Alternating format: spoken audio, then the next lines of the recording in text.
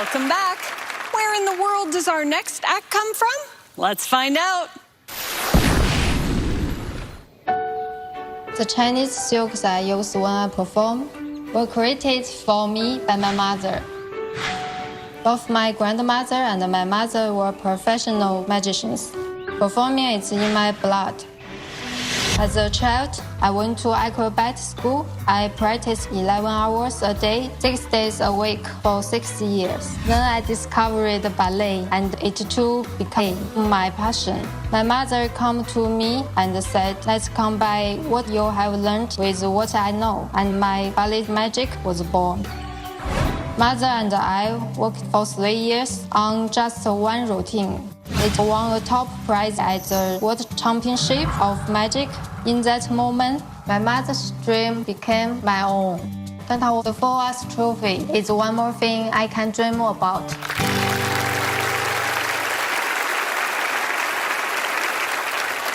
Let's take a trip to China and take in the epic magic of Yan Yan Ma.